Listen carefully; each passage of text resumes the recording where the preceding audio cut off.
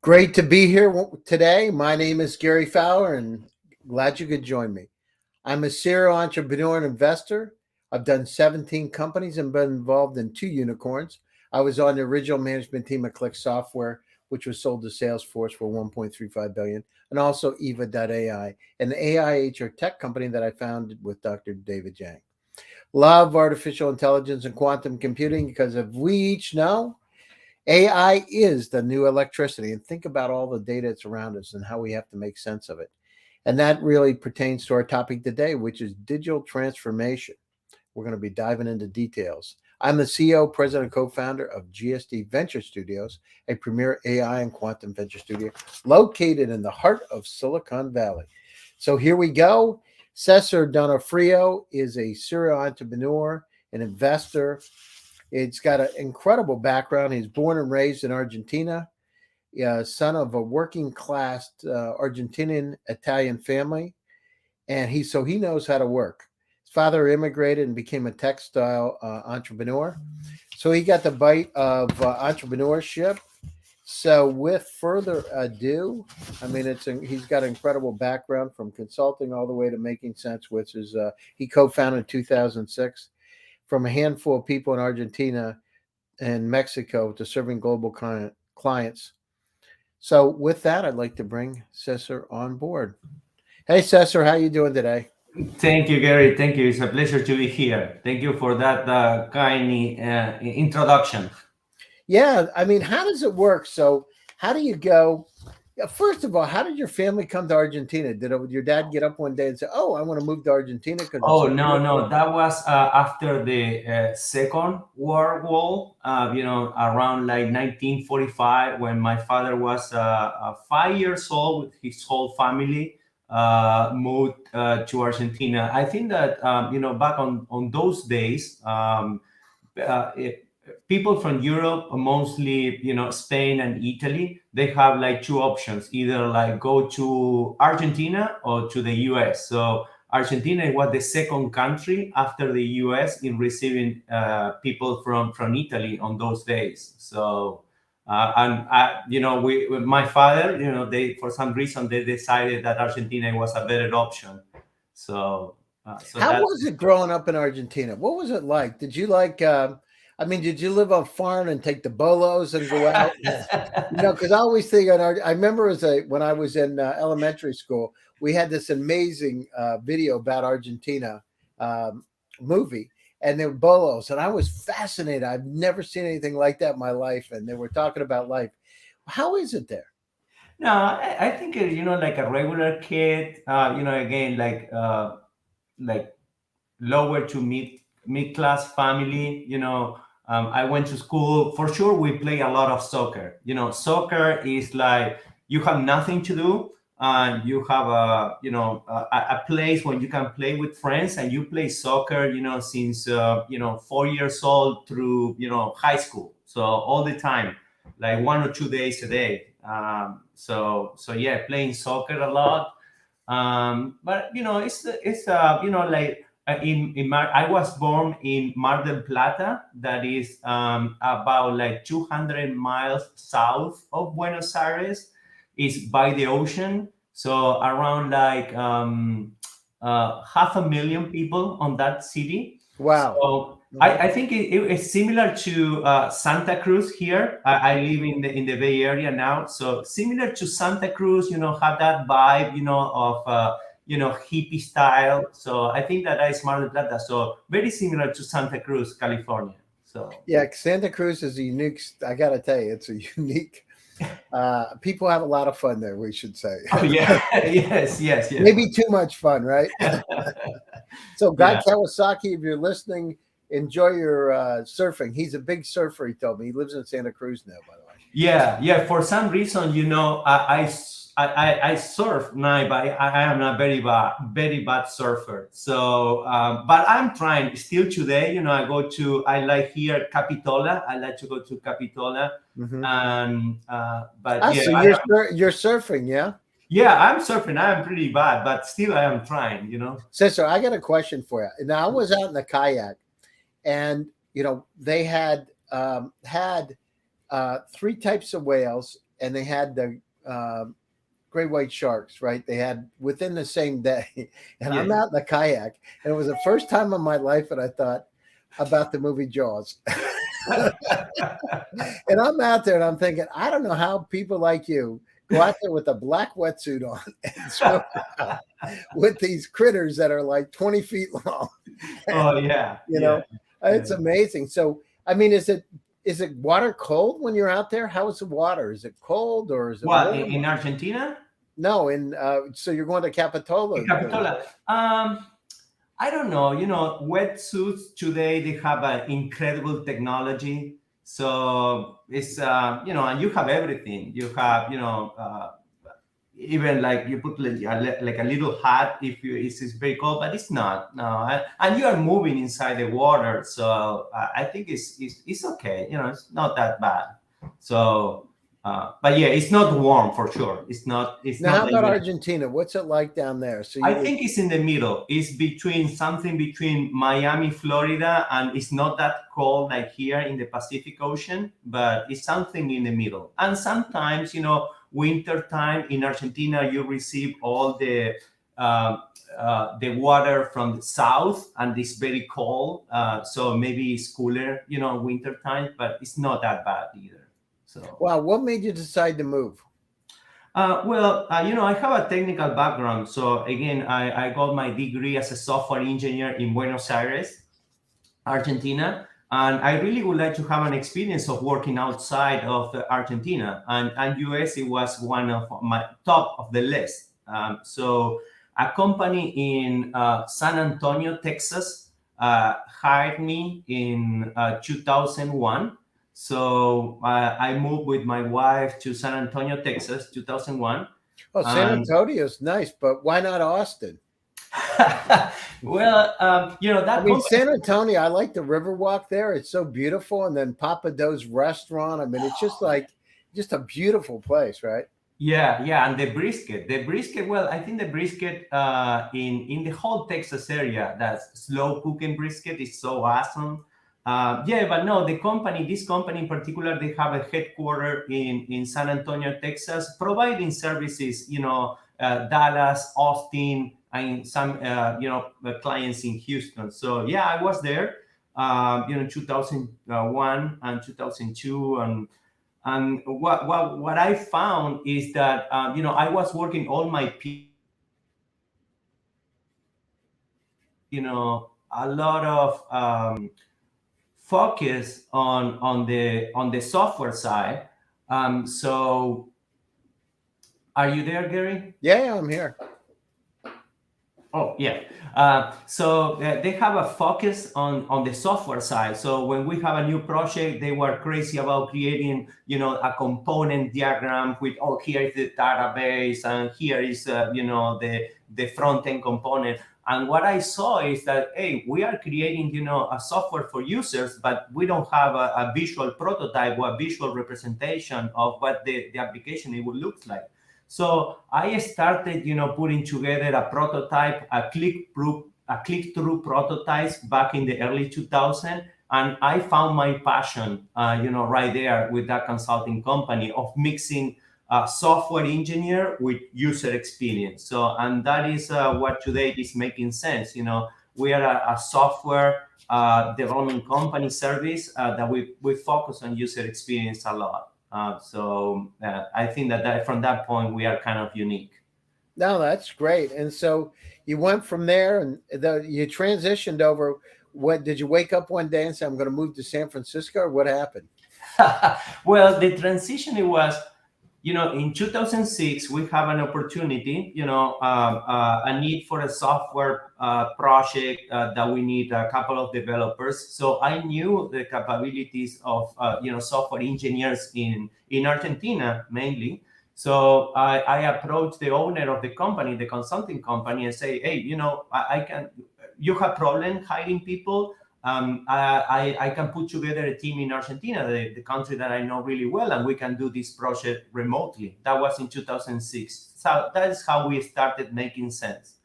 So part of the transition is that at the same time when we started the software company, it's a service company. Service companies, they don't have a great valuation. So the product company have a great valuation. So we have an innovation lab where we test new ideas that we have all the time. When we are working with clients, we have ideas, how we can create something unique, create our own IP.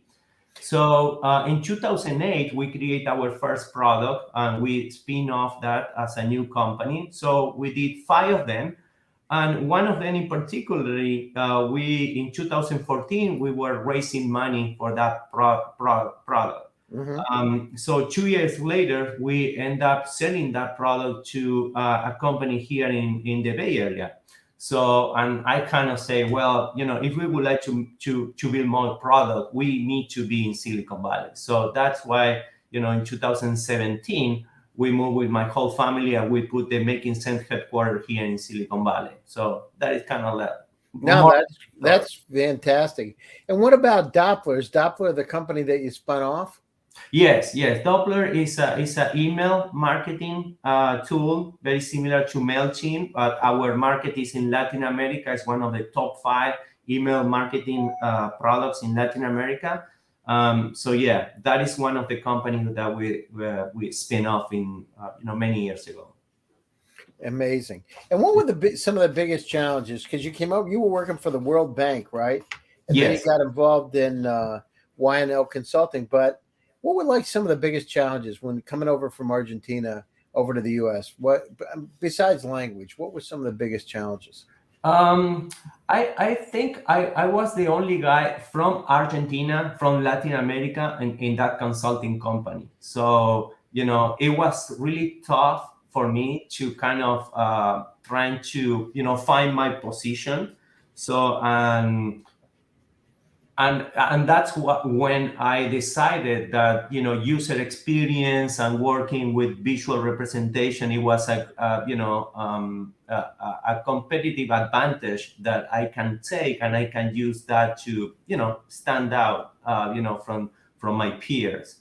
um, so and then you know um, so of course, like other regions, when you are presenting the company, you say, well, I have my engineering team in Ukraine or India. Back at that time, it was very popular. But when you say Argentina, I have my software engineers in Argentina. That was tough. I think that I right mean, you'd now. be thinking about good piece of beef. That's what I'd be thinking. Yeah. So, what do you have? Do you have beef and yeah, you can make like a great barbecues, but I don't know. In Argentina, you have a software developer, so Hmm. it takes some time, and I think that right now, is a well known that other regions also they can do software development. So like Mexico or Colombia or other And how countries. much cheaper in general? I mean, I know the Ukraine and Russia because I lived there, but how much cheaper would it be Well, compared to Silicon Valley? when like 15 years ago, yeah, it was like 1/3. Mhm. So, but right now it's catching up. So, and it's more like a global price. So, because it's the same thing, if you are a software development, if you are good software development and you live in Argentina, Peru, Spain, or Italy. So, I think we have like a global price today. And for example, yeah, it's cheaper than what you have to pay in San Francisco, in New York, but it's leveling up. So I think that today is more to having access to those resources, to that talent. So that is Mhm. the tricky piece today. Yeah, no, it's interesting. And what about the talent level compared to Silicon Valley? I mean, when you're talking about, places like Palo Alto or Menlo Park, I mean, what's the level? compared? Is it 8 out of 10, 10 out of 10, 5? What do you think? Well, I think in Silicon Valley, you have a lot of 10 people. From 1 to 10, you can have, I don't know, 10% of all the software developers in the Silicon Valley area, they have a 10. In other regions, for example, in Latin America, you have maybe like just a few people. I think that the concentration of high quality in Silicon Valley is very, very high. But also you can find very, very smart people in other regions. India, you can find some very smart Yeah. people. Ukraine, east of Europe, Argentina, Colombia, Mexico. But it's Mhm. a concentration thing. I think that is the, the trick. And what kind of talent are you finding? So is there a lot of AI, unsupervised, semi-supervised kind of AI, or what is it? What's it like? I think a little bit of everything. From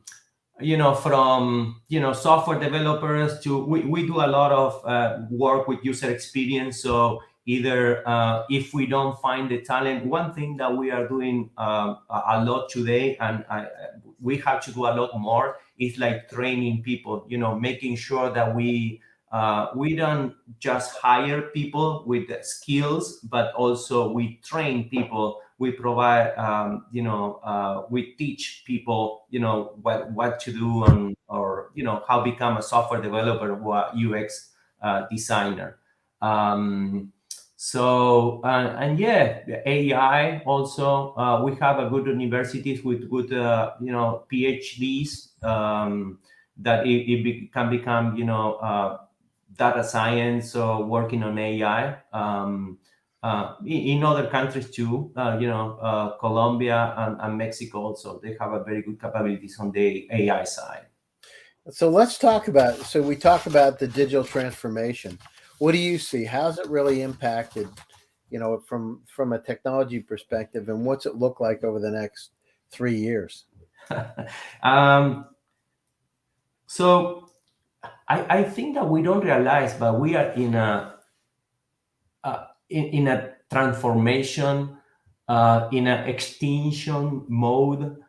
If you compare, like 20 years ago, 50% of the companies that were part of the Fortune 500, they are not anymore companies. You Hmm. have Sears, you have Blockbuster, Toys R Us.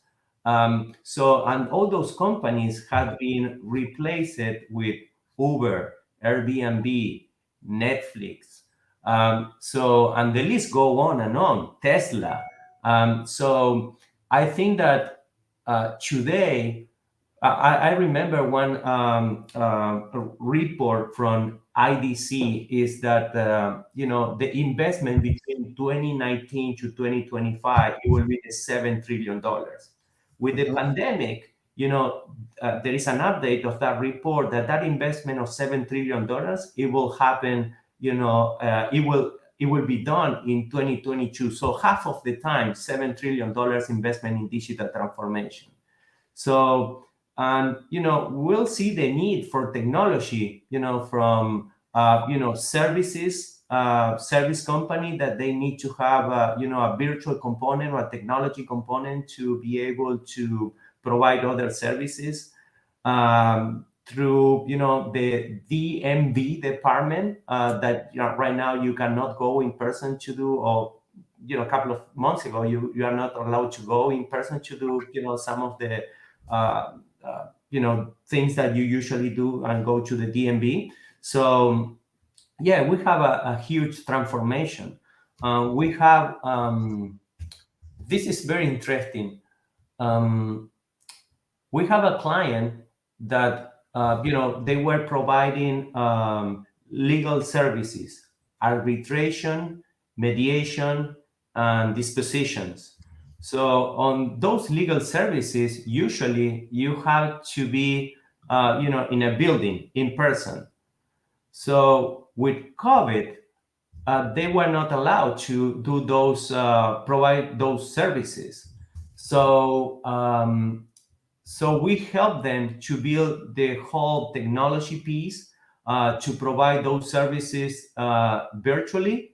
So from scheduling to video calls to provide also the transcript. So we combine, and we converted from in person to telehealth or video conference, all that system. And before COVID, they were only providing services in New York, and right now they can provide those services nationwide. So and the possibility of scaling is massive. So, and that is with the use of technology. That is happening, everywhere. Yeah, no, you're right. And, the world has fundamentally changed over the last 2 years. I mean, think about it. 3 years ago, McKinsey said that 93% of the companies were going to go through the digital transformation in the next 10 years. Hmm. And look at the changes that took place. Look at Zoom, 300 plus million daily users of Zoom because there was no other option. If you can't get in front of somebody, but on the other side of our planet healed itself, right? The first time from India, you've been able to say the Himalaya mountains. So we've gone down through and we've also learned a lot. I believe we've become a more compassionate, and we've had to because we see people dying around us. We see changes taking place and fear. But the good news is the resilience of humanity would come back. Well, I mean, it opens up another set of issues, remote workforce management. Now that people are spread out, they don't necessarily want to go back in the office, right? They like being home and they're working and they are efficient, but it's going to change the dynamics. Corporate realty, what's going to happen with all these buildings that they've purchased.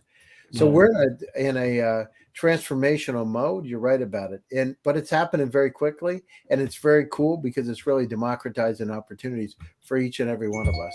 So it doesn't matter where you are; it matters how good you are and the kind of connections that you have. And at the same time, trust is very important because now, compared to before, you can't really get in front of somebody and sit at their desk, so they got to believe what you're saying.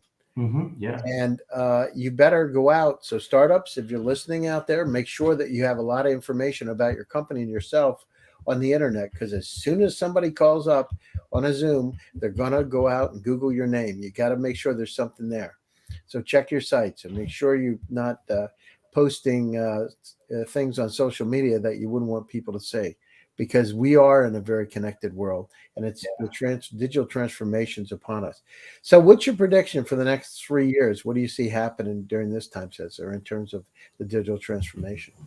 Well, I think it will be go on, the same thing for the next 5 to 10 years. But in the next 3 years, I will see more investment in digital transformation. And one of the biggest challenge is the having access to talent, having access to software developers, to AI, engineers, data science. So there is not enough people. There is not people qualified today to work on software projects. So that is a big challenge. So that's why I think that it's our responsibility as a company that provides software services to provide training to help all of people to uh, earn their salaries, providing software development. So I think it will have an incredible amount of need and a huge opportunity also for, like you are saying, I like, the idea that with an internet connection and a computer today, you can be providing, software development services in any part of the world. So that is incredible. It's incredible. Well, So and it's nice we don't have to get on planes as much too. I don't know about you, Cesar, but it's really nice that people are accepting and we don't have to travel. Yesterday, I did a conference in Prague, and we had 60,000 online viewers. And I didn't have to, I stayed in my studio and broadcast. And I got to tell you, it was really nice. It was yeah, really, really nice. yeah. So, but in some way, we are also missing the way to be, in contact with people, and I believe that it will be a hybrid approach. So we can take the best of the both sides, right? So, Oh yeah, yeah, 100%. I mean, that's the blended model, and that's the way it'll come. It'll come very quickly we'll come up with a hybrid model, and then how far is the pendulum going to swing in terms of the model? Are the politics of the office going to drive people back into the office, or are we going to be able to have the freedom? The good news is we're really efficient by doing this. I don't know about you, sister, but I mean, Yeah. I feel like I'm doing 2 or 3 times as much work as I did before because I don't have the downtime from travel and have around the world. Yeah, yeah, yeah. And the office layout also it will change because I believe that we will have people commuting to the office and maybe working in the office for 1 or 2 days, a week. So I think that we will need more space, not for having your own desk. We will have spaces when people can get together. People of meeting room with two people capacity. 4 or 5 big, and we don't need those cubicles where you have to stay and sit for hours by yourself alone.